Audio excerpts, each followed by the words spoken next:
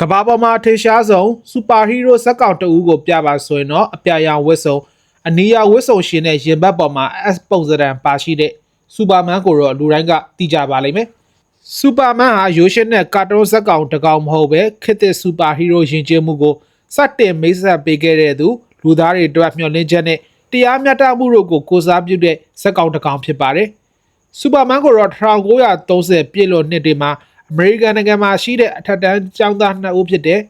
ဂျယ်ရီနဲ့ဂျိုရိုကပေါက်ဆက်ဖန်တီးခဲ့ကြတာဖြစ်ပါတယ်။အဲ့ဒီအချိန်ဟာကဘာကြီးဟာစီးပွားရေးပြက်ကတ်နဲ့ရင်ဆိုင်နေရတဲ့အချိန်ဖြစ်ပြီးတော့လူသားတွေကစိတ်သက်ကြဆုံးနေကြတဲ့အချိန်ဖြစ်ပါတယ်။ဒါကြောင့်ဂျိုရက်ဂျယ်ရီတွေက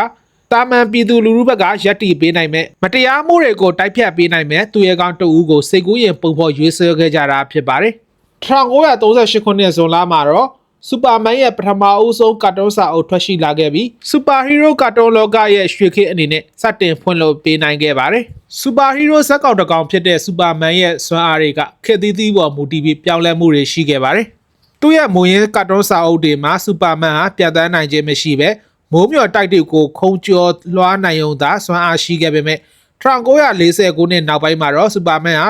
လေပေါ်မှာပြန်ဝဲနိုင်တယ်လို့မျက်လုံးကနေအပူရောင်ရောင်ကြီးတွေကိုပါထုတ်လွှတ်နိုင်တဲ့အထိကတ်တွန်းဆရာတွေကထည့်သွင်းရေးဆွဲလာခဲ့ပါတယ်။စူပါမန်ရဲ့အထူးခြားဆုံးကတော့သူ့ရဲ့ရင်ဘတ်ပေါ်က S တင်ကြတာပါ။အစပိုင်းမှာစူပါမန်ကိုကိုစားပြုတယ်လို့ယူဆကြပေမဲ့ခေတ်သစ်ရုပ်ရှင်တွေနဲ့ဇလန်းတွဲတွေမှာတော့ဒါခရစ်ပတိုဂျိုရဲ့ဘာသာစကားအရမျှော်လင့်ချက်ဆိုတဲ့အဓိပ္ပာယ်အကြောင်းဖော်ပြလာကြတာများပါတယ်။စူပါမန်ဇလန်းတွေကိုခြုံငုံသုံးသပ်ကြည့်ရရင်တော့စူပါမန်ဟာကမ္ဘာတစ်လွှားကပရိသတ်တွေအတွက်ဖျော်ဖြေရေးသက်သက်ထက်ပုံမနှဆိုင်တဲ့အဓိပ္ပာယ်ကိုစောင့်ကျင်းပေးပါတယ်။သူဟာကဘာမြေသားမဟုတ်တဲ့ဂျိုသားတအူးဖြစ်ပေမဲ့သူ့ရဲ့လုံရတဲ့စိတ်ထားတွေကတော့လူသားတွေတက်ပို့ပြီးတော့လူသားဆန်နေတတ်ပါတယ်။ဒါကြောင့်လဲစူပါမန်ဟာဒီနေ့ချိန်ထိကဘာတလွှားကပရိသတ်တွေရဲ့ထောက်ခံမှုအများဆုံးရရှိထားတဲ့